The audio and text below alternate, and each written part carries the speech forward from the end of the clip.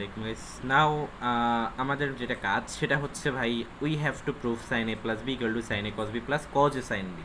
তো that's why at first আমি যে কাজটা করব সেটা হচ্ছে আমি একটা অ্যাক্সিস নিয়ে নিচ্ছি। কি নিয়ে নিচ্ছি ভাইয়া? কি কাজ করে না। তবে আমি কি নিয়ে নিচ্ছি দেখো, আমি একটা অ্যাক্সিস নিয়ে নিচ্ছি, ঠিক আছে? Okay fine.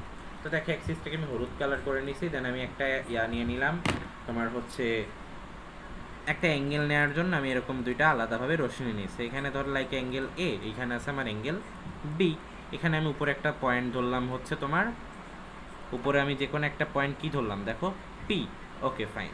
তারপরে এইখান থেকে আমি একটা কি করছি দেখো, এখানে থেকে আমি একটা লম্ব টানছি, লাইক ওই লম্বটা হচ্ছে তোমার কি এরপরে আমি হচ্ছে এখন আমি নাম দিই না, এরপর ওই যেই মাঝখানে রেখাটার উপর আমি আরও একটা পারপেন্ডিকুলার রাখছি, ওইখানে একটা লম্ব টানলাম। Okay fine. তাহলে এই নিচে যেই এক্স অক্ষ বরাবর যে লম্বটা আঁকছি ওটার নাম দিলাম পি এক্স। তারপর এখানে ওই লাইনটার উপর যেটা আঁকছিলাম ওটার নাম দিলাম পি ওয়াই। তারপরে ওই ওয়াই থেকে পি এক্সের উপর একটা লম্ব টানলাম, এবং ওয়াই থেকে এক্স অ্যাক্সিসের উপর আরও একটা লম্ব টানলাম। পি এক্সের উপর যে লম্বটা দিলাম ওটার নাম দিলাম ওয়াই কিউ, আর এক্স অ্যাক্সিসের উপর যেটা দিলাম এটার নাম দিলাম ওয়াই আর। তো মোটামুটি আমার চিত্র আঁকা কিন্তু এখানেই শেষ হয়ে গেছে। তারপর দেখো এখানে একটা 90 ডিগ্রি হচ্ছে। এবার তাহলে এখানে একটা আয়তক্ষেত্র ফর্ম হয়, তুমি এখানে দেখতেই পাচ্ছ যে ভাই এখানে একটা আয়তক্ষেত্র ফর্ম হয়েছে, এই যে কিউ ওয়াই এক্স আর, তাই না?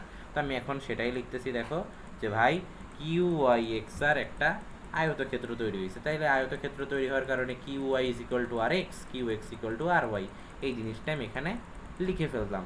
ওকে সুন্দর। এবার আমাকে কি করতে হবে, আমি লেফট হ্যান্ড সাইড লিখলাম যে ভাই sine A plus B, okay, is equal to লিখে দিলাম। আচ্ছা, এবার আমি ত্রিভুজ ও পি এক্সে কথা বলবো, ঠিক আছে? ওই যে ও পয়েন্ট দিতে ভুলে গেছিলাম, ও পয়েন্ট দিয়ে নিলাম। ওকে ঠিক আছে। এবার ত্রিভুজ O P X sine A plus B, তাহলে সাগরে লবণ অনেক লম্ববাহু ত্রিভুজ, তার মানে P X by O X, sorry P X by O P.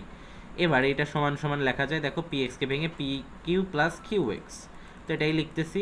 এরপর আবার ভাঙ্গা P Q by O P plus Q X by O P লিখছি। এবার কথা হচ্ছে আমাকে এমন কিছু নিতে হবে যেটা নিলে তোমার হচ্ছে কি বলে, এই যে পি কিউ আর ওপি দুইজনের সাথে দেখো, পি কিউ আর ওপি কি লিটারেলি কোনো ত্রিভুজ ফর্ম করছে?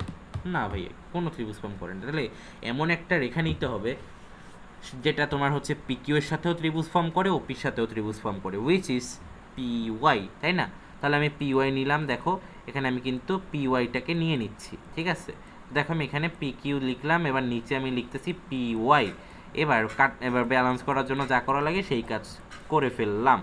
এবার যোগ চিহ্ন দিয়ে এবার দেখো আবার একই কাজ করবো, দেখো কিউ এক্স আর ওপি, ভাই ত্রিভুজ ফর্ম করা তো দূরে থাক, ওর সাথে কোনো কমন বাহুও নাই যেটা ত্রিভুজ ফর্ম করতে পারে, তাই না?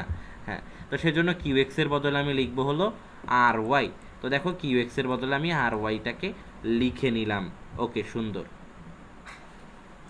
এরপরে তোমার হচ্ছে এবার দেখবা যে ভাই আর ওয়াই আর ওপি এই দুইজনের সাথে ত্রিভুজ ফর্ম করে কোন রেখা? অবশ্যই ও ওয়াই রেখা। এবার তাহলে যে কাজটা করব, আমি এখানে ও ওয়াই নিয়ে নিলাম। এবার নিয়ে নেওয়ার জন্য ব্যালেন্স করার পর যা করা লাগে সেই কাজ করে ফেলছি।